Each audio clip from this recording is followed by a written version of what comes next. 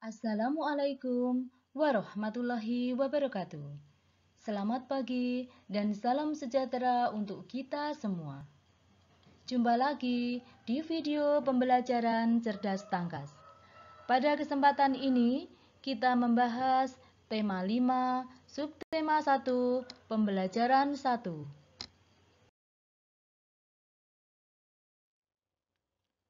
Pembelajaran 1, muatan yang pertama adalah bahasa Indonesia KD 3.7 dan 4.7. Eksplorasi. Kerajaan Singasari. Kerajaan Singasari di Jawa Timur didirikan oleh Ken Arok pada tahun 1222. Kerajaan Singasari mencapai puncak kejayaan pada masa pemerintahan Maharaja Sri Kertanegara. Kecerdasannya adalah beliau mampu melakukan konsolidasi dengan relasi dengan kerajaan besar lainnya, sehingga Singasari menjelma menjadi kerajaan terkuat di Nusantara. Kehidupan masyarakat kerajaan Singasari bergantung pada bidang ekonomi, sosial, budaya, dan politik. Kerajaan Singasari mengalami keruntuhan karena sibuk mengirimkan angkatan perang ke luar Jawa yang akhirnya mengalami keropos di bagian dalam.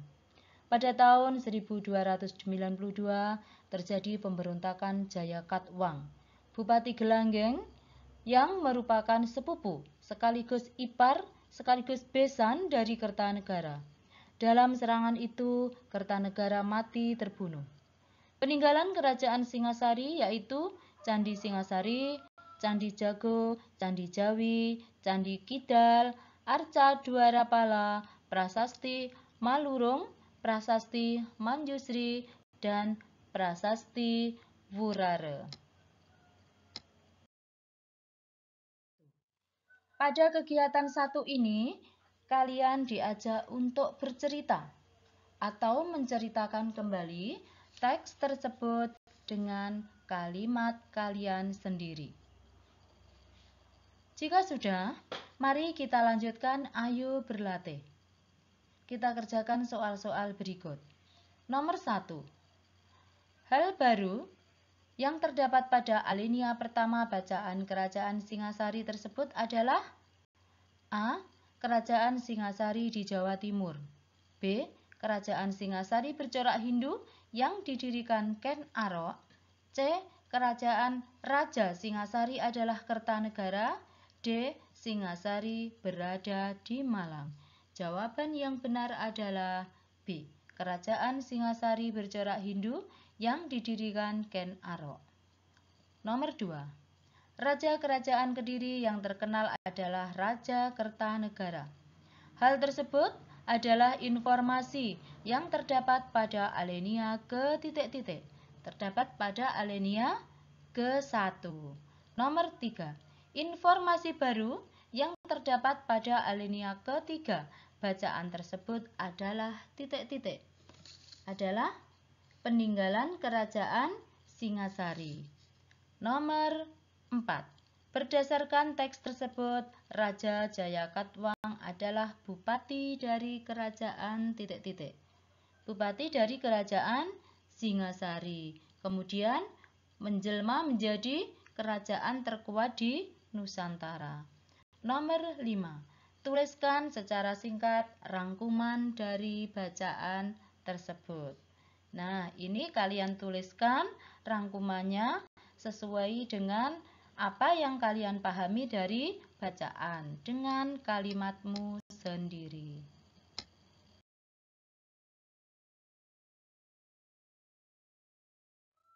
Kemudian muatan IPS KD 3.4 dan 4.4. Eksplorasi. Mari kita baca bacaannya bersama-sama anak-anak. Raja Mulawarman, Raja Besar Kerajaan Kutai. Kerajaan Hindu pertama terbesar di tanah air adalah Kerajaan Kutai Kertanegara yang berdiri sejak abad ke-4. Pada prasasti Yupa, tercatat seorang raja yang cukup terkenal di Kerajaan Kutai bernama Raja Mulawarman. Raja Mulawarman merupakan anak dari Raja Aswawarman, cucu dari Raja Kudungga yang terkenal sebagai raja pertama dan pendiri kerajaan Kutai. Raja Mulawarman pernah memberikan sedekah berupa minyak, lampu, dan hadiah 20.000 lembu kepada Brahmana di suatu tempat yang disebut Waprakeswara atau tempat suci untuk memuja Dewa Siwa. Dari besarnya hadiah yang beliau berikan memperlihatkan akan perhatiannya kepada keadaan masyarakat. Kemakmuran masyarakat Kutai didukung dari pelayaran dan perdagangan di sekitar Asia Tenggara. Hal ini disebabkan karena letak Kutai yang strategis, yaitu berada dalam jalur perdagangan utama Cina-Hindia.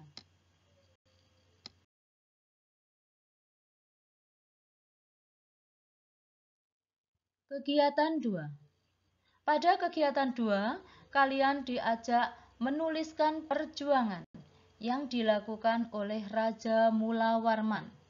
Kemudian, menuliskan juga sikap yang dimiliki oleh Raja Mulawarman tersebut. Setelah selesai, kita lanjutkan mengerjakan soal-soal Ayo Berlatih. Soal nomor 1. Catatan tentang Kerajaan Kutai terdapat di prasasti titik-titik A. Yupa, B. Stupa, C. Mupa, D. Rupa. Jawaban yang benar adalah A. Yupa. Nomor 2. Kakek dari Raja Mulawarman bernama titik-titik. Bernama Kudungga. Nomor 3. Usaha yang dilakukan Raja Mulawarman untuk mensejahterakan rakyatnya adalah titik-titik. Usahanya adalah Raja Mulawarman pernah memberikan sedekah. Nomor 4. Kerajaan Kutai sangat strategis karena titik-titik.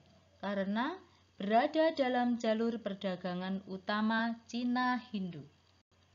Nomor 5. Apakah Waprakeswara itu? Waprakeswara adalah tempat suci untuk memuja Dewa Siwa. Sifat-sifat cahaya. Cahaya adalah gelombang energi berbentuk gelombang elektromagnetik yang kasat mata dengan panjang gelombang sekitar 380 sampai 750 nm. Cahaya yang mengenai benda akan dipantulkan sehingga kita bisa melihat benda tersebut. Sebuah benda dapat dilihat oleh mata kita karena adanya cahaya yang dipantulkan dari benda tersebut sehingga sampai ke mata kita.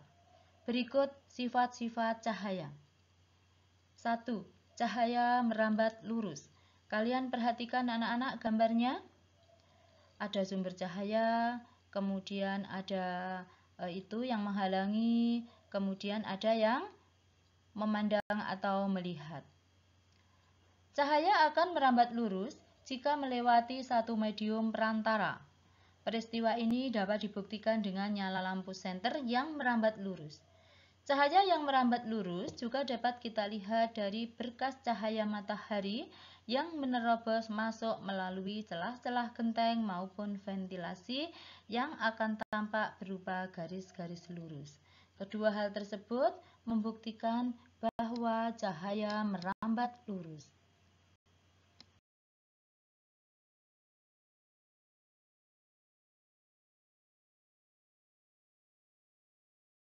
Yang kedua, cahaya dapat dipantulkan. Kalian perhatikan gambar anak-anak, itu ada seorang anak yang sedang bercermin. Pemantulan cahaya ada dua jenis, yaitu pemantulan baur atau pemantulan difus dan pemantulan teratur. Pemantulan baur terjadi apabila cahaya mengenai permukaan yang kasar atau tidak rata. Pada pemantulan ini, sinar pantul arahnya tidak beraturan. Sementara itu, pemantulan teratur terjadi jika cahaya mengenai permukaan yang rata, licin, dan mengkilap. Permukaan yang mempunyai sifat seperti ini misalnya cermin. Pada pemantulan ini, sinar pantul memiliki arah yang teratur. Cermin merupakan salah satu benda yang memantulkan cahaya. Berdasarkan bentuk permukaannya, ada cermin datar dan cermin lengkung. Cermin lengkung ada dua macam, yaitu cermin cembung dan cermin cekung. Yang ketiga, cahaya menembus benda bening. Contohnya itu ada sumber cahaya, kemudian ada kaca di dekat sumber cahaya tersebut. Mengapa kaca jendela rumahmu merupakan kaca yang bening? Bagaimana jika kaca tersebut ditutup dengan triplek atau kertas karton? Apakah cahaya matahari dapat masuk? Cahaya dapat masuk ke dalam rumahmu selain melalui celah-celah, juga melalui kaca jendela yang ada di rumahmu. Kaca yang bening dapat ditembus oleh cahaya matahari. Apabila kamu menutup kaca jendela rumahmu dengan menggunakan karton, maka cahaya tidak dapat masuk ke dalam rumahmu. Hal ini menunjukkan bahwa cahaya hanya dapat menembus benda yang bening. Kita lanjutkan yang keempat, cahaya dapat dibiaskan. Kalian perhatikan gambar anak-anak. Apabila cahaya merambat melalui dua zat yang kerapatannya berbeda, cahaya tersebut akan dibelokkan. Peristiwa pembelokan arah rambatan cahaya setelah melewati medium rambatan yang berbeda disebut pembiasan. Apabila cahaya merambat dari zat yang kurang rapat ke zat yang lebih rapat, cahaya akan dibiaskan mendekati garis normal. Misalkan cahaya merambat dari udara ke air. Sebaliknya, apabila cahaya merambat dari zat yang lebih rapat ke zat yang kurang rapat, cahaya akan dibiaskan menjauhi garis normal.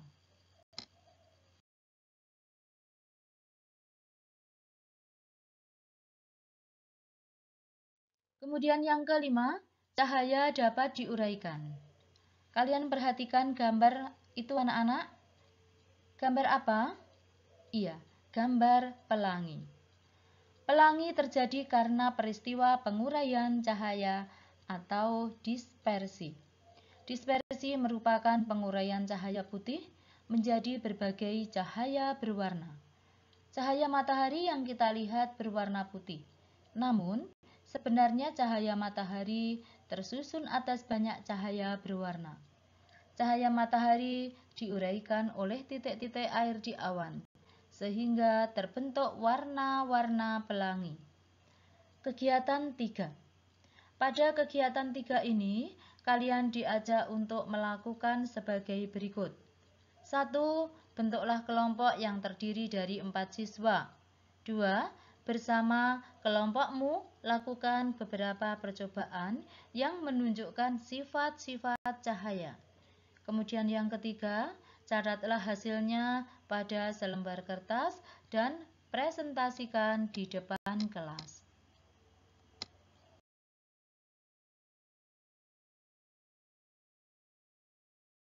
Kita lanjutkan mengerjakan soal-soal berikut dengan benar. Soal nomor 1, sebuah benda dapat dilihat oleh mata karena adanya A. Warna, B. Cahaya, C. Tempat, D. Udara. Jawaban yang benar adalah B. Cahaya. Nomor 2, terjadinya pelangi adalah contoh peristiwa titik-titik. Adalah contoh peristiwa dispersi atau cahaya dapat diuraikan. Nomor 3, benda yang dapat ditembus cahaya disebut benda titik-titik, disebut benda bening. Nomor 4, warna yang tidak dapat diuraikan kembali disebut warna titik-titik, disebut warna monokromatik. Nomor 5, apa yang dimaksud dengan pelangi? Pelangi adalah terbentuk dari cahaya matahari yang diuraikan oleh titik-titik air hujan di langit.